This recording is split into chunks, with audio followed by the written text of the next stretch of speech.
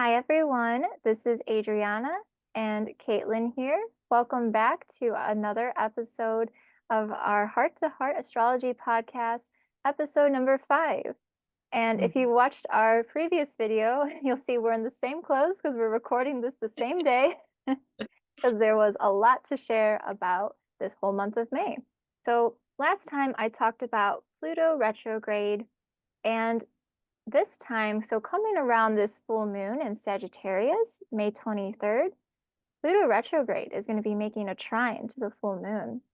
So what does this mean? So the greatest impact I feel for this is going to be most likely on the date of the full moon, but you can definitely feel the energy before and after, as I always say.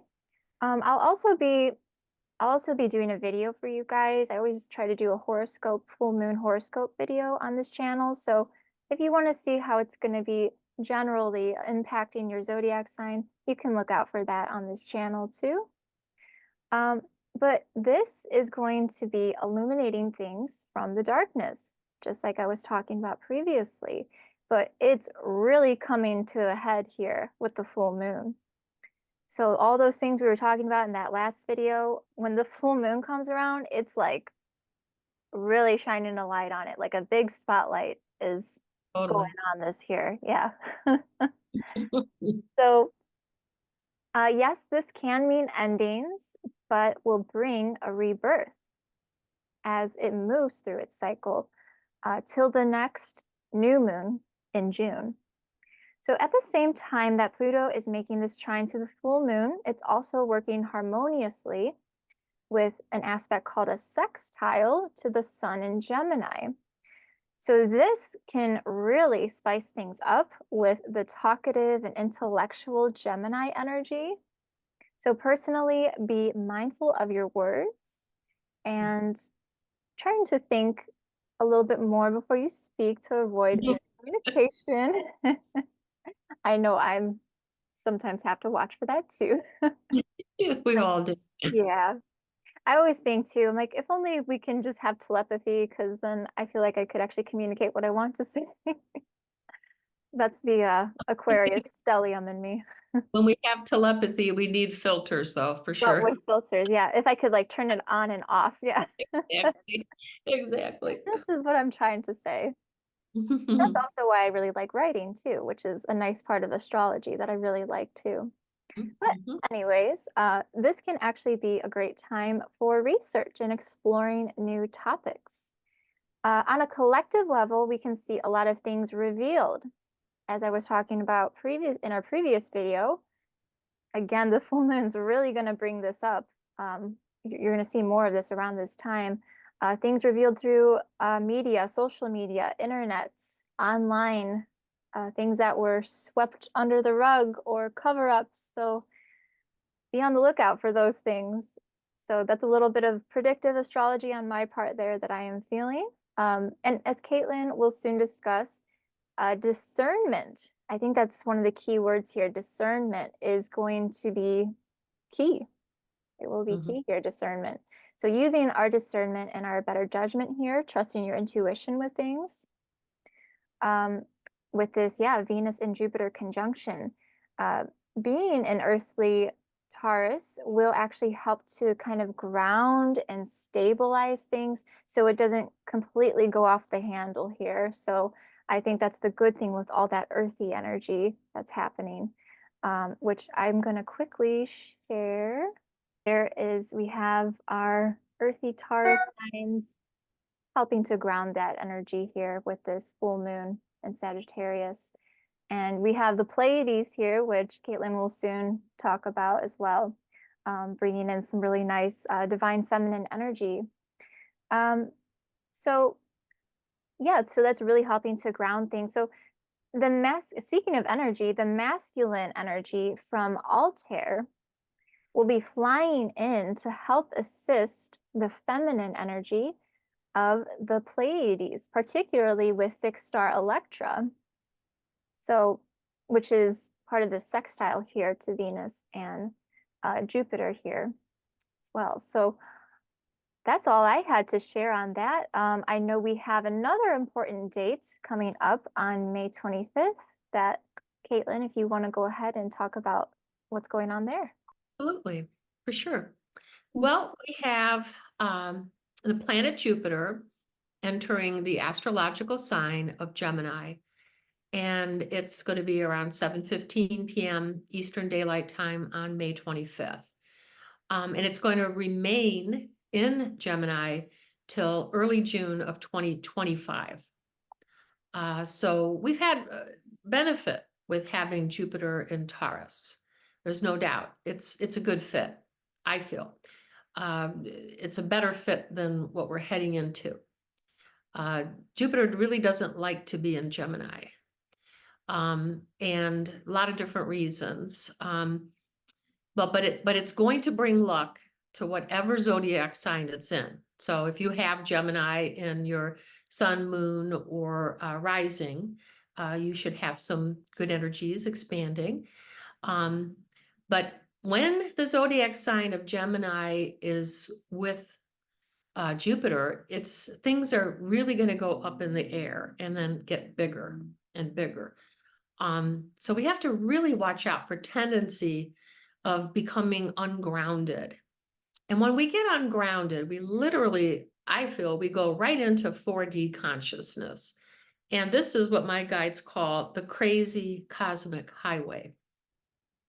And you never know who or what you're going to meet up there when you leave your body, especially with Pluto also in another air sign of Aquarius. So big time to watch out for distractions. You had mentioned discernment. That's another big D word, but distractions is huge right here. And Jupiter in Gemini, the energy likes to jump around from idea to idea to idea to idea. And there will be many ideas as we progress through 2024. So we have to be aware that as we shift from a very grounded earth sign, like Taurus, the builder, in Jupiter, to a very airy, all in my head Gemini, the curious intellectual in Jupiter, you may experience many twists and turns on your path forward this year. So you could kind of think of Jupiter in Gemini like a GPS that is wired to get you there on the fastest route. But don't forget to stop and smell the roses, to enjoy your journey, and feel your path. Big word, feel your path in your heart, not just your head. When I saw this year coming up, was looking at it actually towards the beginning of the 2023. I'm like, wow, this is going to be a fiery, airy year, where a lot is going to be more mental based. And we just don't want to get disconnected from our heart energies. Our heart energies are what make us as humans so special. I mean, this is something that we're not a robot. We're human.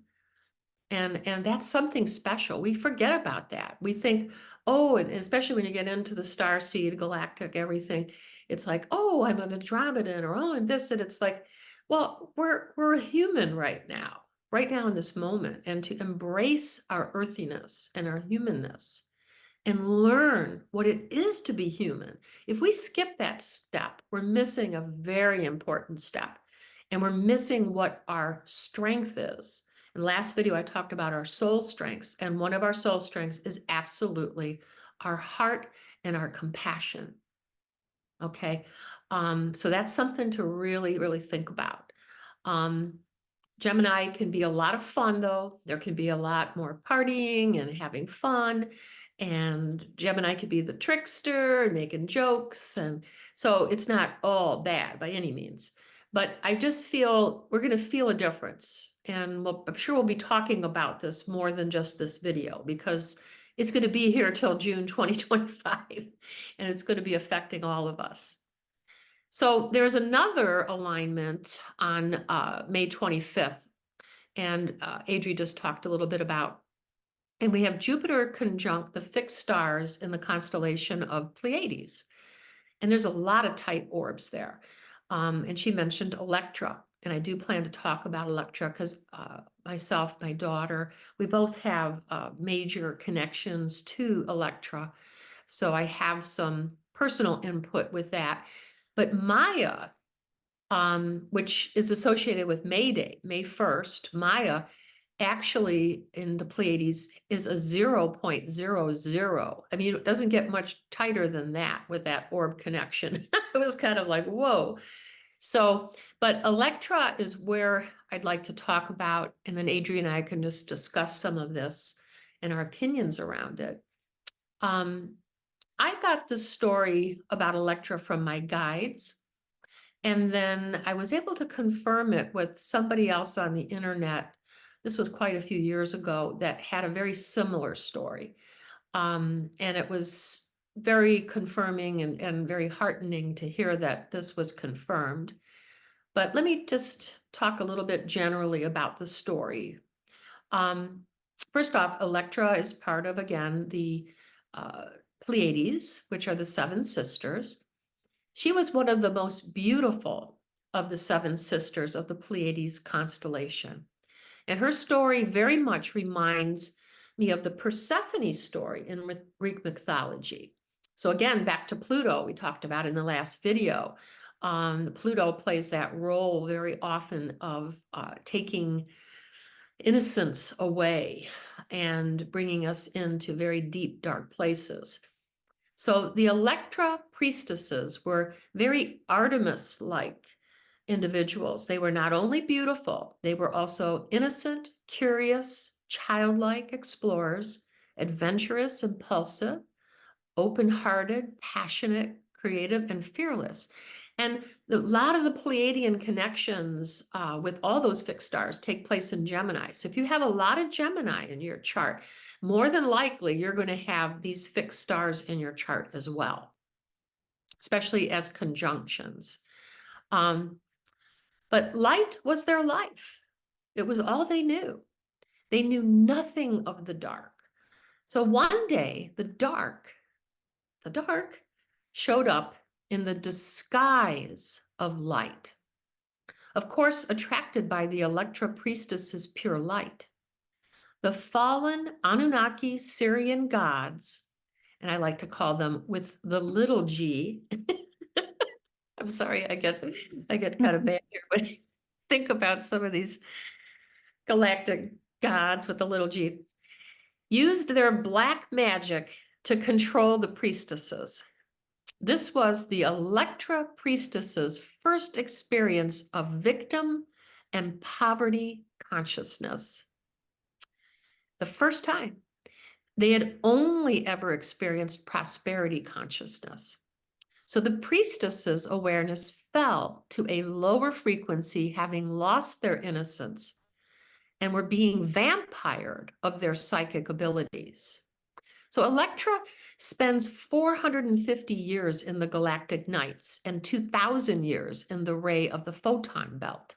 Electra's return to the photon belt brought back the light of the divine feminine, awakening them to what had happened. The Electra priestesses had learned the power of discernment.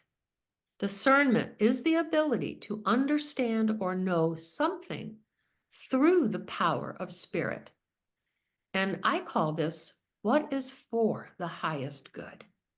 The Electra priestesses are like an inner archetype which awakens within us to what are deception energies, what is being hidden in the dark. This can be externally, but also internally. And healing may take place through shining the full light of the moon into the dark of the night through the power of loving discernment. So what is for the highest good? You can't go wrong with that question in any situation in your life. That is how you can find discernment right there. That was a really nice story. It's a good lesson of using discernment, because it's really so important especially when you are on a spiritual path too. That's something that I've learned personally too. You have to use discernment with things like that. And that That story you shared too, it was really beautiful in relation to the Pleiades. It also reminds me of, and I'm sure it parallels to this, the story of the Garden of Eden and how we fell. Yeah, That was how we fell, the yeah, snake tempting, Eve and all of that too. I mean, there's so many variations of that story anyways. totally. But Yeah, yeah, yeah. definitely, yeah. Persephone, Persephone and Hades, and yes, they're all the same type of story. And but I feel this one, because this is in my chart pretty intensely, my daughter's chart as well. I feel it's the one that's the most connected for myself and my energetic genetics. So, Mm, and energetic genetics, I like yeah, that. and it's just interesting, this kind of like not having ever experienced victim or poverty consciousness. Well, when we come Mhm. into this lifetime and this 3D experience, every single one of us is going to experience that. So many of us that may have had these Electra connections and other Pleiadian connections and many different star connections for that matter, uh, may have chose to come in here so that we experience that and understand it fully. And then when we truly understand something and we fully process it and we learn it, what we do is we integrate it. And then the light, it carries the dark, and the dark is light. Okay. Whereas in this situation, it was very black and white. It was very extreme, extreme. Yeah. So we have to look for those extreme places within us. Where are we very dark connected or light connected, overly, overly? Because nobody's perfect. Nobody. A lot of we can get into this spiritual narcissism. People get into spirituality and they think, my poop doesn't stink. Well, I'm sorry. Everybody's poop stinks because it's, our waste. It's what It's we're life. getting rid Yeah. of. Hmm. Okay. And if people don't get rid of it, it's like you're holding on to it. That's constipation. You're holding on to something. You're slowing down the process. You're holding on and you're not letting it process and go through the natural flow. And in healing work, in really good healing work, which I've done for 27 years with people, gotten in the trenches and helped people through many, many different stories, many different patterns, and a really good healing work. At the end of the session, the person says, "Can I please use your bathroom?" Because Really. our physical body then processes out because we Mhm. work spiritually, emotionally, mentally, Yeah. and then it ends up physically. It's like Okay. And crying too, when you have to cry. Yeah, you gotta let it out. Yeah. it's a huge detox. It's a Yeah. huge detox. So the more we hold on to things, it's going to eventually have to come out.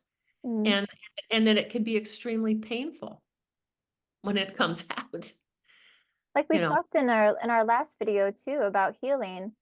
Yes. It's a process. It's an ongoing process. I think I don't know if you ever can be truly healed or self-actualized. Very rarely does that ever happen, If it does, you're out of here. You're, You won't be here. You'll yeah, transcend. You'll ascend yeah, and you'll transition. yeah. Um, this is the way at least what I believe. If we have Hmm. attained, there isn't anybody, to my knowledge, or in my experience, and what I believe in, that is perfect living on this Right. planet. And I Uh, think that's really there's important for many people. Oh, yeah, there's sorry. many people who've enlightened, okay, and are having enlightening experiences. Right. Eckhart Tolle, I could think of a few people that have amazing, but are they perfect? And they'll never say they are, okay, because they know it's impossible. We are perfectly imperfect. We could look at it that way. Hmm. Yeah. I just More think that's so important for people to than understand when they're on a spiritual path, if there's, especially if they're you know, if you are somebody new to spirituality in whatever way that might be, I think it's just so important for you to know that you do not have to be this perfectly Nope. carved out, you know, Yeah. whatever healed person. It's Yep. it's always an ongoing process. So Yeah.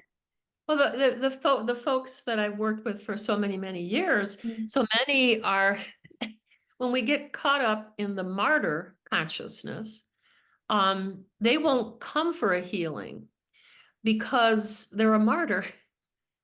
They're going to just keep carrying the pain. That's what mm, it does, yeah. instead of really seeking help. And it's this fear of not being perfect is hugely connected to that. So when a person can get past that, get past the martyrdom, you become what I call the down-to-earth angel. And a down-to-earth angel is completely different, very grounded, very purposeful in healing themselves and then helping others to heal.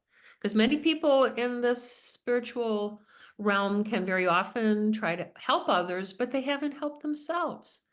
It's impossible. It's like the only people who find me or who I've worked with for years are people that have issues like myself, and I'm working on myself, and then I could maybe they'll walk through my door 20 seconds later, and I figured something out. And then I'm prepared. I'm like a fly by the seat of your pants guru or something because I just learned it 20 seconds ago, and wham, I have exactly what they need to hear, and I pass that forward. But it's up to them to do what they will with it. You Yes. start learning, you can't force anybody. Mhm. You can lead a horse to water, you can't make them drink. Mhm. And so it's up to them what they Mhm. do with it. Yeah. But bottom line, we have the capabilities of being your own inner guru, your own inner healer. And there's people like us along the way that can help be guides, facilitators, helping on the way. But we don't have a magic wand. Nobody Right. does.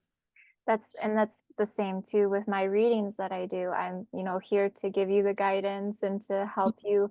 And it's and what I tell people too, you know, my clients that I get, and I tell them too, this is stuff you already know. It's in your subconscious. I'm just pulling it out and Yes, showing it exactly, to you. So exactly, you do with it what you will, because we have free will. And totally. yeah, and you do with it, yeah, however you see fit. Yeah, Mm. Well, thank you, yeah, for sharing that. If sure. if anything else you wanted to add before I do my I'm oracle.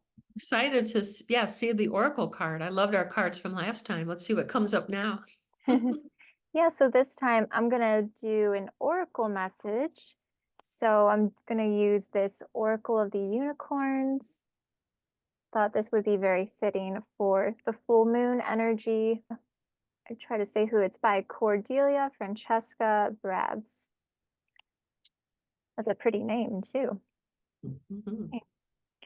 So, yeah, so let's see, what can we expect? What do our viewers here need to know who are watching? Those who are watching this in the collective, what do we need to know around this full moon energy, the end of the month here of May 23rd, and everything else going on, the end of the month here? What do we need to know as a collective? These cards are bulkier, so it's a bit harder to shuffle. Oh, I know. What do we need to know as a collective? Collective message around this full moon. There you go. It always gives me more than one. You always get extra messages with me. So we have polarity. Look at that. Hmm. The divine feminine and masculine, like we were There talking we go. about. Yes, Polarity the is at extreme. play. Yes. Pluto and, you know, maybe Persephone, or however that The actually Electra that could even be story. Altair too, with the Well, the light Electra and dark. story with the Anunnaki Syrian gods. Absolutely. Yes, that too, right. Hmm. All about polarity. It says Hmm. integrate your shadow side. There you go. There can be no light without dark. I love Understand it. the law of polarity. Anna, that's perfect. That Perfect. was a perfect card. It's so Absolutely. true. You cannot have You cannot have light without dark, you know. Yep. That's the truth, you know. So, and we kind of Yes. talked about that in our last video. I mentioned our shadow self, as Yes. Jung, the psychologist, talks about. We have our shadow side. So you Yes. have to learn to, you know, face your shadow and Mhm. work with it, you know. But you don't have to let it control you by any means, but you have to learn to work with it. And yeah, Absolutely. That's polarities there. And then this card also came out. We have passion, ooh, okay. fiery passion, just like that phoenix rising from the ashes, like we Mhm. talked about in our last video with Altair. Do what excites you. Get fired up about your life. Increase your energy levels. So Mhm. some of you may be feeling more motivated with your business ideas or just anything that excites you. You might be feeling more motivated around this full moon. Yeah, Absolutely. so find your passions. Focus Yes. on your passions here. It's Don't get all good. too caught up in the shadow work too. So do what excites you too. Okay. I love it. So there it was, your oracle message. And yeah, I hope that you all enjoyed this video. Please feel free to watch this back again too. And if this resonated for you, please like this video and comment down below. We do love to see your feedback or any questions that you may have. We'd be happy to help answer. And of Yeah. course, please subscribe to see more future videos on here. And if they'd like a reading from either one of us, we can do readings and reports, where we could do it specifically for you and Yes. give you exactly the information you need most. We can do short reports with just one question, like what is the best choice for my career? Or we could zero in on one area, or we could do a full out natal report. Yeah, we pretty much cover everything, don't we? Yes, yes, very thorough. We can go, you know, little detail to the whole thing, past lives and all of that. So we Yes, cover it all here. absolutely. Well, thank you all for joining us, and please stay tuned for our next video, and we will see you next time. Okay, Bye bye. ciao.